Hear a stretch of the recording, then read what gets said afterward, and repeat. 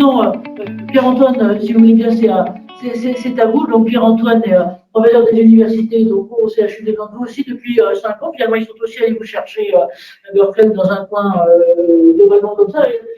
Ça m'amuse toujours en occasion de dire qu'il a la grande particularité d'être professeur de médecine sans être médecin, j'allais dire opérationnel, tout en étant agrégé de médecine et en étant spécialiste du démarrage à la fois de data et d'intelligence artificielle, mais en même temps, il est chercheur. Et alors là, oui, je voulais tout à l'heure l'enfermer dans une case en disant que c'est le spécialiste des data, et voilà. Et il m'a dit, mais non, là, je vais parler cette fois-ci au titre d'une équipe de recherche que j'anime et que je co-anime notamment avec l'INSERM, alors qui certes viendra nourrir mon West Data Hub et autres, mais qui est autre chose. Alors Pierre-Antoine, voilà, c'est à vous. Effectivement, Anne-Marie, merci beaucoup. La dernière fois que je suis intervenu chez vous, toujours en duo avec Stéphanie Combe et le Data Hub, c'était effectivement avec ma casquette hospitalière, et je ne prends pas soin des patients, je prends soin de l'ensemble des données générées par l'activité du CHU de Nantes, qui concerne quand même 2,7 millions de patients dont nous collectons les données et auxquels nous donnons une deuxième vie. Et aujourd'hui, c'est avec une autre casquette, celle du chercheur à la tête d'une équipe ATIP Avenir, qui a été le support de mon retour pour la recherche en France, effectivement, après 9 ans passés à l'Université de Californie à San Francisco, donc juste de l'autre côté de la baie de San Francisco par rapport à Berkeley et donc à vous faisiez un petit coucou avec Thomas. Voilà, on était déjà en train d'échanger tout à l'heure les meilleurs spots de kitesurf dans la baie. Aujourd'hui, je trouvais intéressant effectivement de vous montrer comment, dans un cas très concret, cette réflexion sur les datas, elle transforme notre regard, y compris sur des pathologies extrêmement complexes. Et la pathologie en question, c'est la multiple sclerosis. En français, on dit sclérose en plaques. Maladie diagnostiquée et établie par Jean-Martin Charcot, à quelques pas d'ici, à l'hôpital de la Pitié-Salpêtrière. Et donc, c'est une maladie extrêmement complexe, une maladie chronique, avec laquelle la patiente va vivre tout au long de sa vie.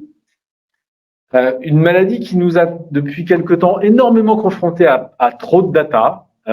Je suis originellement un spécialiste de la génétique de la sclérose en plaques. Je représente la France dans le consortium mondial de la génétique de la sclérose en plaques. On analyse des millions de positions dans le génome chez des dizaines de milliers de patients. On est confronté également à beaucoup de data avec l'imagerie cérébrale. Rendez-vous compte que c'est une maladie qu'on n'observait pas in situ.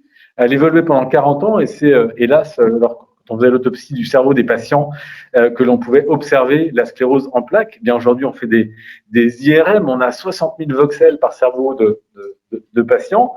Nous n'avions pas de traitement, on en a plus d'une quinzaine. Donc c'est une situation où on a dû se confronter à plus de données qu'on avait l'habitude d'en mâcher, comme on dit en anglais. Et donc de cette situation où on est confronté à dire, mais en fait maintenant, nous avons les outils pour nous confronter à beaucoup de données.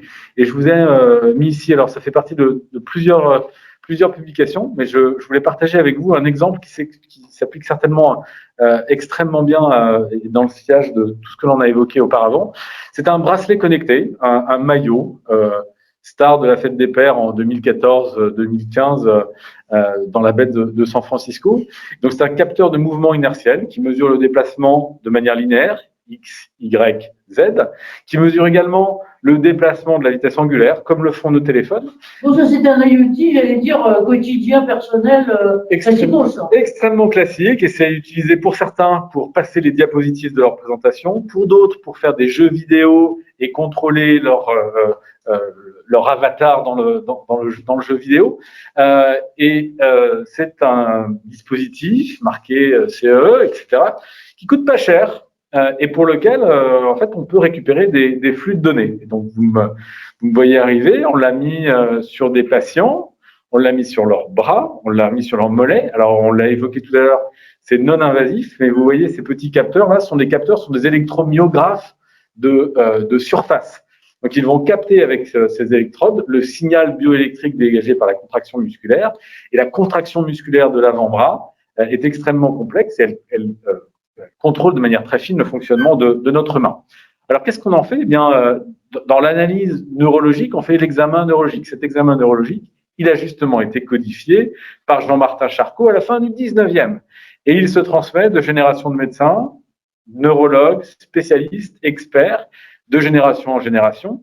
Et nous comptons aujourd'hui sur leur œil expert pour diagnostiquer la maladie, distinguer différents types de lésions cérébrales, corticales, etc. Et là où on nous dit souvent que l'IoT va être disruptif et va tout changer, eh bien là, justement, tout l'enjeu, c'est de ne rien changer. C'est-à-dire qui serais-je pour changer l'examen neurologique codifié par Jean-Martin Charcot? Par contre, en étant de notre génération, on constate qu'il y a un coût d'effondrement de la donnée. Toutes les 200 millisecondes, tout au long de l'examen neurologique, de ces mouvements comme la simple manœuvre douanée que l'on peut faire, eh bien, on peut collecter de la donnée à pas cher. Et c'est ce que vous voyez sur cet écran. On collecte en temps réel la contraction musculaire, le déplacement tout au long de cet examen. Eh bien, la donnée que l'on ne savait à peine enregistrer sous format numérique d'un compte-rendu de l'observation d'un médecin, eh bien, on va la prolonger dans un enregistrement avec une machine ici disponible dans le commerce. Donc, on accumule des données disponibles toutes les 200 millisecondes de l'ensemble de ces capteurs. On n'a peut-être même pas encore les ordinateurs ou les algorithmes qui permettent de les analyser, et pourtant, on collecte et on conserve cette donnée. Et nous avons montré dans plusieurs publications comment cette donnée est corrélée à la sévérité de la maladie, à son évolution, et comment peut-être elle est capable de détecter plus finement peut-être des signes avant-coureurs de la maladie ou de sa détérioration. Et c'est normal, on prolonge à travers ces capteurs l'œil du neurologue. Par exemple, l'incohérence de la contraction musculaire, elle est très difficile à voir à l'œil nu. Elle est évidente quand on la regarde à travers des capteurs dont vous voyez ici la représentation en temps réel.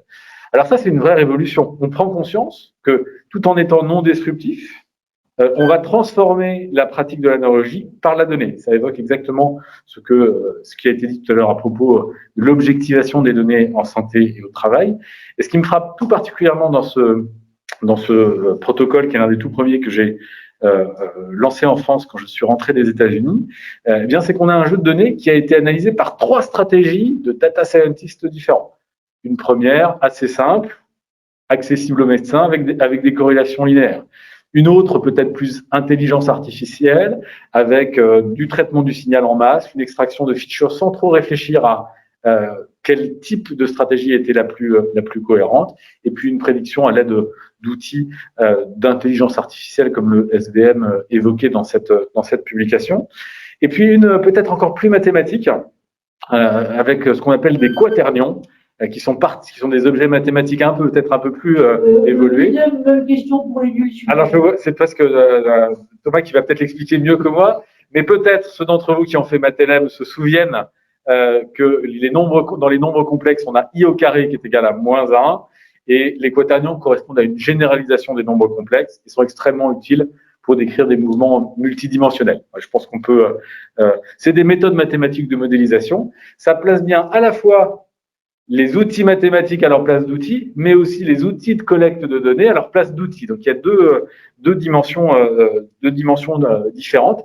Et donc, c'est d'une richesse infinie pour pouvoir s'interroger et voir différemment la maladie ou tout autre problème de santé ou autre à travers ces données. Alors, pour autant, j'amorcerai peut-être la discussion là-dessus, ce sont des données qui sont de plus en plus fines.